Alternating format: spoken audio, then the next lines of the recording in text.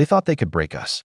On Christmas Eve, while I was saving lives in the ER, my own parents and sister turned my 16-year-old daughter away from their door.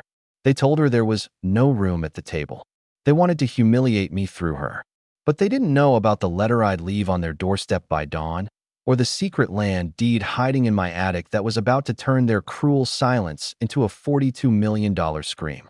Before we dive into this story of betrayal and ultimate karma, I want to know, where are you watching from today? Let me know in the comments below. And if you love stories where the underdog wins big, please hit that like button and subscribe. It really helps the channel.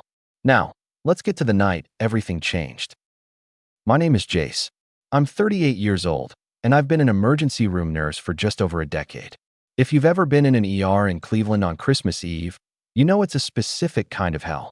It's a strange cocktail of forced cheer, cheap, silver tinsel taped up around the nurse's station, clashing with the grim reality of holiday overdoses, loneliness, and icy car accidents. I was working a double shift, 16 hours, 3 p.m. on Christmas Eve until 7 a.m. on Christmas morning. My body was vibrating with that specific exhaustion that only caffeine and adrenaline can sustain. I didn't want to be there.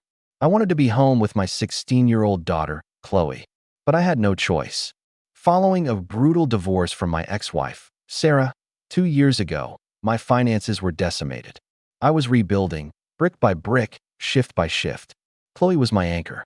She was the only reason I picked up the extra shifts, the only reason I swallowed the indignities of my job. We were a team, survivors of a family dissolution that had left scars on both of us. My family, my parents, George and Eleanor, and my older sister, Tiffany, were a different story. To them, I was the black sheep, the disappointment. My father was a corporate man, rigid and status-obsessed. My mother was his shadow. And Tiffany was the golden child. She married Todd, a real estate developer who wore too much cologne and smiled with too many teeth. They viewed my career in nursing not as a noble profession, but as a failure of ambition. Jace wipes faces for a living. Tiffany liked to joke at gatherings. Since the divorce, the dynamic had worsened. My parents had sided, quietly but unmistakably, with Sarah. Sarah came from money. I did not. They preferred her pedigree to my struggle. This Christmas was supposed to be a compromise. Because of my double shift, I couldn't attend the Christmas Eve Mass or the early dinner. Reluctantly, I had agreed to let Chloe go to my parents' house for the traditional Eve dinner without me. I remember the conversation with Chloe in our small kitchen before I left. She was wearing her oversized hoodie, looking smaller than her 16 years. "Do I have to go, Dad?" she asked, picking at a loose thread on her sleeve. "It feels tight over there, like I'm walking on glass." I sighed, pulling on my scrubs. "It's just dinner, sweetie. Just 3 hours. Eat the ham. Be polite. Say thank you, and then drive home. I'll be back before sunrise, and we'll do our own Christmas. Pancakes, bad movies, no judgment. I promise." I kissed her forehead, grabbed my badge, and walked out into the snow. I had no idea I was sending her into an ambush. The first 4 hours of the shift, from 3 p.m. to 7 p.m., were deceptively mundane. A broken wrist from a slip on the ice. A toddler with a fever. The usual. But my mind wasn't on the patients. It was glued to the phone in my pocket. I was waiting for the "I'm here" text. At 6 p.m., it buzzed. Asterisk made it. Driveway is full. Asterisk. I sent back a thumbs up. You got this. 30 minutes later, a second text came through. Asterisk, it's weird here, Dad. Silent. They're whispering in the kitchen. Asterisk. A cold prickle of anxiety ran down my neck. I knew that silence. I knew the weaponized atmosphere my sister Tiffany could conjure. I had a flashback to Easter 3 years ago. We were all sitting down, and Tiffany had loudly asked, in front of the whole extended family, "So, Jace, did you finally pay off that credit card, or are you still looking for a loan?" She thrived on public humiliation masked as concern. I typed back quickly. Asterisk head up. "I love you. Ignore them." Asterisk. There was no reply. The dread began to sink in, heavier than the lead vest I wore for x-rays. At 8:15 p.m., I couldn't take it anymore. I stepped into the supply closet, the smell of antiseptic stinging my nose, and dialed my parents' landline. I refused to call Tiffany's cell. My mother, Eleanor, answered on the fourth ring. She sounded breathless, strained. Hello. Mom, it's Jace. I'm on break. Just wanted to check on Chloe. Is she around? There was a hesitation. A pause that lasted 2 seconds too long. Oh, Jace. She's. Well, the house is just so full of people right now, dear. It's chaotic. Full of people?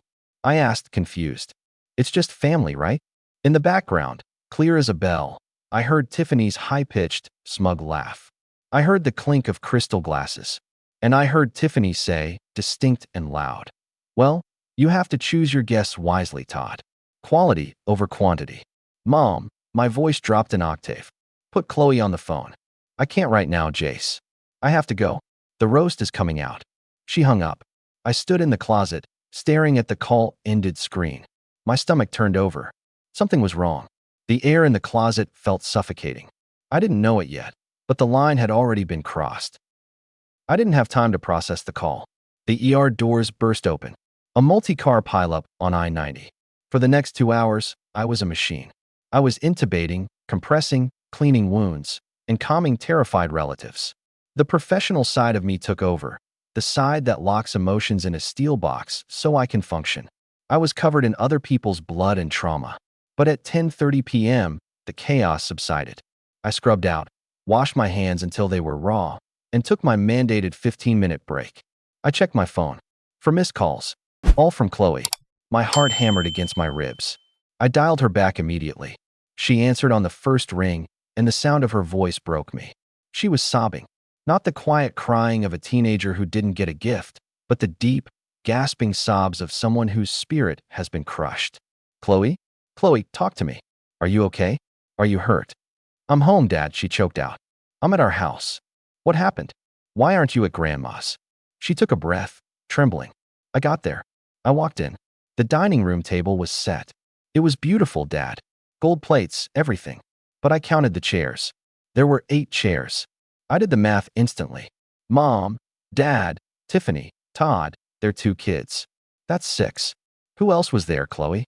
Sarah's parents, she whispered. Mom's parents were there. My ex-wife's parents.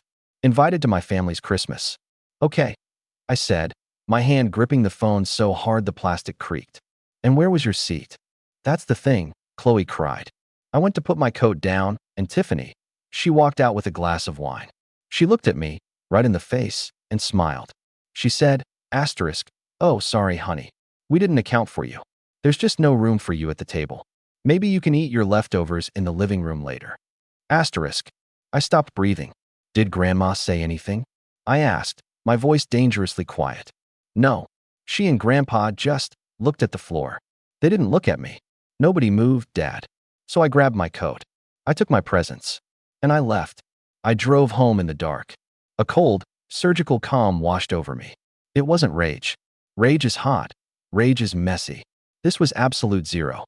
They hadn't just insulted me. They had orchestrated a theatrical rejection of my child to punish me for a divorce they didn't approve of. They made her drive 45 minutes alone on Christmas Eve after telling her she didn't belong. Jace, a nurse poked her head into the break room. We need you in Bay 4. I'm coming, I said. Dad, Chloe asked, terrified. Are you going to yell at them? No, sweetie, I said softly. I'm not going to make a scene. I'm going to take action. Go to sleep. I'll be home soon. The rest of the shift passed in a blur. I moved efficiently, but my mind was drafting a document. I realized that simply screaming at them would give them what they wanted, drama. They wanted to paint me as the unstable, angry failure. I wouldn't give them the satisfaction. This had to be a severance. A legal, social, and emotional amputation. At 4 a.m., the shift quieted down. I went to the bathroom and washed my face. I looked at myself in the mirror, tired eyes, graying stubble. I looked like a man who had nothing left to lose. I finished my shift at 7 a.m. I walked out into the crisp, gray Christmas morning air. I drove straight home. Chloe was asleep on the sofa, clutching a throw pillow, her face streaked with dried tears. I covered her with a blanket and went to the kitchen table. I opened my laptop. I didn't write a text. I didn't write an email. I wrote a formal letter. I typed it out, careful with every word. The letter asterisk. To George and Eleanor Vance. Asterisk effective immediately, my daughter and I are severing all ties with you. The cruelty displayed toward a 16-year-old girl last night was not a mistake. It was a choice. It was the final choice you will ever make regarding us. Asterisk. Asterisk, do not contact us. Do not send gifts. Do not call. Asterisk. Asterisk, furthermore, I am demanding the immediate return of the following family items which belong to me by right of inheritance from Grandmother Rose, which you have stored for me. Asterisk. Asterisk 1. Grandmother's silver pocket watch. Asterisk. Asterisk 2. The 1940s photo album. Asterisk. Asterisk 3. The original deed and paperwork regarding the plot of land in Alaska left to me by Uncle Elias in 1998. I know you have the file. I want it returned by noon today, or I will involve the police for theft of property. Asterisk. I printed 2 copies. I signed them. I drove to my parents' neighborhood. It was 7:45 a.m. The street was silent. Their house looked perfect, wreathed in garlands. I walked up the driveway. I didn't ring the bell. I taped 1 copy of the letter to the front door at eye level. I put the second copy in their mailbox. Then I drove away. I felt lighter than air. I got home, made coffee, and sat in the living room, waiting. At 9:15 a.m., my phone lit up. Mom calling. I declined it. Tiffany calling. I declined it. Dad calling. I blocked the number. I pulled up the security camera app on my phone. I had installed a small doorbell camera at their house years ago for their safety. They had forgotten I had access to it. I watched the feed. My father, wearing his silk robe, opened the front door to get the newspaper. He saw the paper taped to the wood. He put on his reading glasses. I watched his face go from confusion to shock, and then to a pale, waxen fear. He turned and yelled into the house. "Eleanor, Eleanor, get down here." Then I checked my voicemail. I had 1 message from George, left 3 minutes after he read the letter. I played it on speaker, low, so as not to wake Chloe. His voice was shaking with rage. "Jace, you ungrateful, what is this? You think you can threaten us? Legal action? For what? Because Tiffany made a joke? Call me back immediately." Then, the background noise on the voicemail didn't cut off. He hadn't hung up properly. I heard him turn to my mother. "Eleanor, he's asking for the Elias file. He's asking for the Alaska paperwork." My mother's voice, shrill and panicked. "Why? Does he know?" "He can't know. If he finds out we intercepted the other mail." George's voice trailed off into a scream of frustration. "Does he think he can take the house? Did he find the other mail?" "The other mail." I froze. The letter I wrote was a bluff. I just wanted the old deed as a sentimental keepsake because they hated Uncle Elias. I barely remembered the land. It was a joke in the family. Elias's icebox, they called it. But they were terrified of other mail. I went to my own filing cabinet, a rusted metal thing in the laundry room. I dug through years of old tax returns. I found my 1999 return. Tucked inside was a faded, yellowing carbon copy I had ignored for 20 years. Notice of transfer of estate, State of Alaska. Beneficiary, Jace Vance. Decedent, Elias Vance. Property ID, 340 acres, Kenai Peninsula Borough. I had never looked into it because my father told me it was worthless swamp and a tax liability. He said he'd handle the paperwork to keep the state off my back. I looked at the document. I looked at my phone. They were hiding something. I let Chloe sleep. I went into detective mode. It was Christmas Day. No government offices were open, but the internet never sleeps. I searched the property ID. It was remote, middle of nowhere. But then I searched Kenai Peninsula land value mineral rights. The results were staggering. Oil, natural gas. I found the number for the Kenai Peninsula Borough Clerk's office. Obviously, it was closed. But I found a name, Martha Hanson, County Clerk. I waited. The next 24 hours were agonizing. I spent Christmas Day with Chloe. We ordered Chinese food. We watched movies. I told her I had handled the family, and they wouldn't bother us again.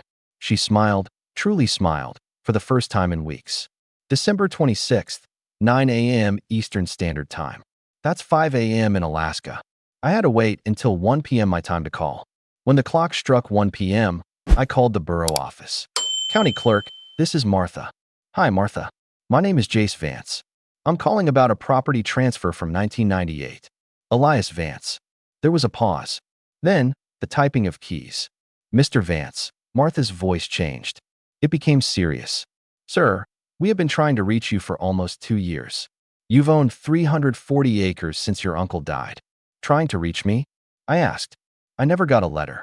Sir, she said, We have sent certified letters every tax season. And since 2005, we have forwarded correspondence from multiple energy companies. The return receipts were signed by, let me check, a George Vance. My blood ran cold. My father. He had been signing for my mail. He had been paying the minimal property tax to keep the land in my name, but hiding the offers from me. Martha, I said, my voice shaking. What energy companies? Primarily Northern Lights Energy. They've been very aggressive. They want to lease the land. Lease it? For what? Mr. Vance, are you sitting down? Yes. I can't give you a quote, but the mineral rights in that sector are significant. You need to call Mr. Robert Sterling at Northern Lights. He's the VP of Land Acquisition.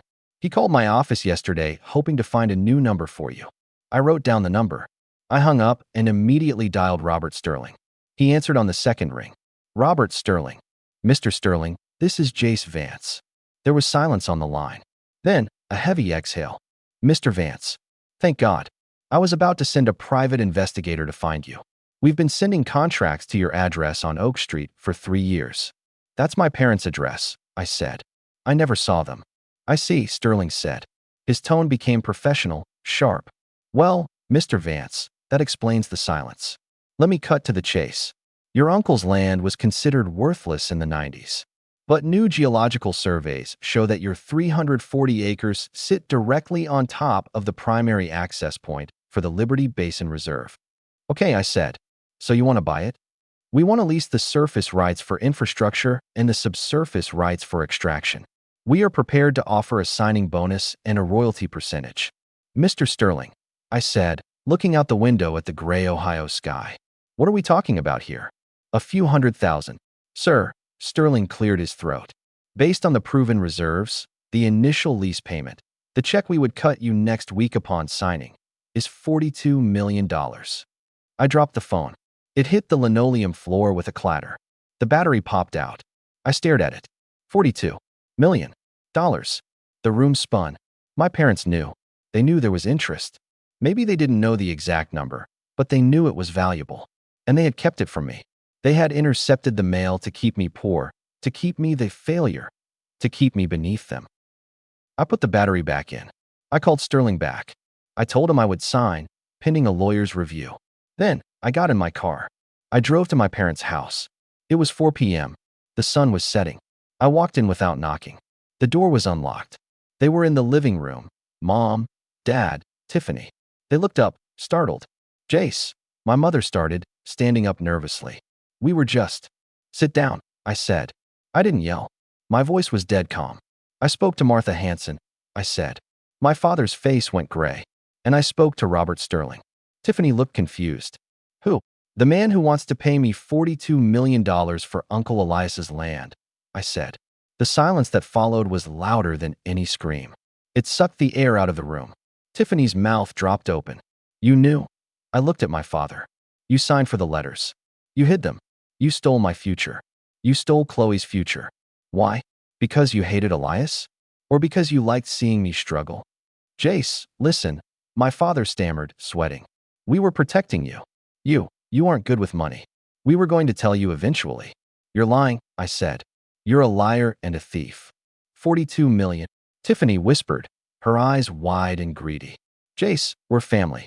You can't just. Family. I laughed. It was a dry, harsh sound. Family makes room at the table, Tiffany. Family doesn't tell a 16-year-old girl to eat leftovers in the living room. I pulled the second copy of my letter from my pocket, the one I had taped to their door that morning. This stands, I said. I am done. I will have my lawyer contact you regarding the mail fraud. But honestly, I don't even care about putting you in jail. I just want you out of my life. You have nothing I want anymore. I turned to leave. Jace, wait. My mother was crying now, running toward me. It's Christmas. We can fix this. I opened the door. The cold air hit my face. Christmas was yesterday, I said. And I was working. I slammed the door. Epilogue. I quit the ER the next day. I didn't make a scene there, either. I just resigned. 3 months later, Chloe and I stood on the edge of a frozen lake in Alaska, looking out over the 340 acres that had changed our lives. The air was clean. The silence was peaceful, not oppressive. I set up a trust fund for Chloe. She's looking at colleges in Europe now. As for my parents and Tiffany, I heard from a mutual friend that Todd's business went under. They tried to reach out, sending letters, emails, begging for a reconciliation. I marked them all as return to sender. I looked at Chloe, laughing as she threw a snowball into the white expanse. We had plenty of room at our table now, and the view was spectacular.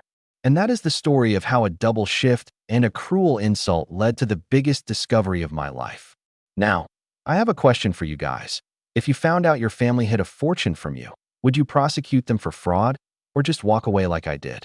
Tell me your thoughts in the comments below. Asterisk asterisk. If you enjoyed this story, please destroy that like button, subscribe for more stories of karma and justice, and share this with anyone who needs a reminder that sometimes the good guys win. Thanks for watching, and I'll see you in the next video. Asterisk asterisk.